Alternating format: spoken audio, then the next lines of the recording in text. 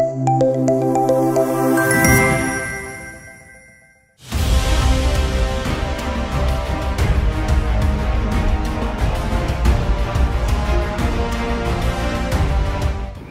రాధాకృష్ణ 2 దశాబ్దాలుగా తెలుగు రాజకీయాల్లో వినిపిస్తున్న పేరు.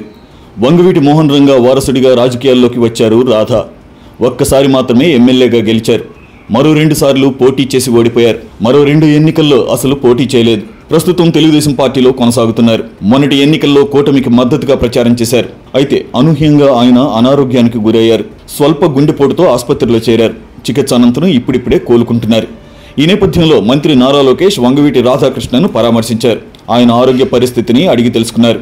ఢిల్లీ పర్యటనకు వెళ్లిన లోకేష్ 2 రోజుల పాటు అక్కడే ఉన్నారు. అమరావతికి తిరిగి వచ్చే క్రమంలో రాధాకృష్ణను పరామర్శించడం ప్రాధాన్యతను సంతరించుకుంది. ఆరోగ్యం గురించి ఆరా తీయడంతో పాటు కుటుంబ సభ్యులతో చర్చించారు. 2004లో పొలిటికల్ ఎంట్రీ ఇచ్చారు రాధా. వైఎస్ రాజశేఖర రెడ్డి ప్రోత్సాహంతో కాంగ్రెస్ పార్టీలో చేరి విజయవాడ సెంట్రల్ నియోజకవర్గం నుంచి పోటీ చేసి ఎమ్మెల్యేగా గెలిచారు. అతి తక్కువ వయసులో అసెంబ్లీలో అడుగుపెట్టారు. కానీ 2009లో ప్రజారాజ్యం పార్టీలోకి వెళ్లిపోయారు. రాజశేఖర రెడ్డి వద్దని వారించినా వినలేదు. ఆ పార్టీ అభ్యర్థిగా పోటీ చేసి ఆ ఎన్నికల్లో ఓడిపోయారు. వైసీపీ ఆవిర్భావం నుంచి జగన్తో అడుగులు వేశారు. 2014 ఎన్నికల్లో వైసీపీ అభ్యర్థిగా అసెంబ్లీకి పోటీ చేసి ఓడిపోయారు. 2019 ఎన్నికల్లో జగన్ టికెట్ ఇవ్వకపోవడంతో ఆగ్రహంతో టీడీపీలో చేరారు. ఆ ఎన్నికల్లో టీడీపీ ఓడిపోయింది. కానీ అదే పార్టీలో కొనసాగుతూ వచ్చారు. ఎన్నికల్లో కూటమికి మద్దతుగా ప్రచారం చేశారు.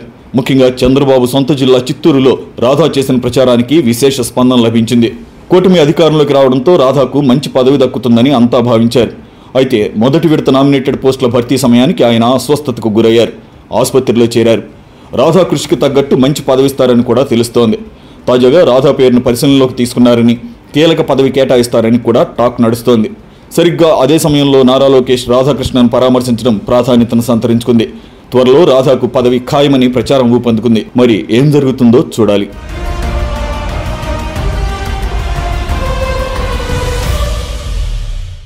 ఈ వీడియో మీకు నచ్చినట్లయితే లైక్ చేయండి, షేర్ చేయండి, ఛానల్ని సబ్స్క్రైబ్ చేసుకోండి.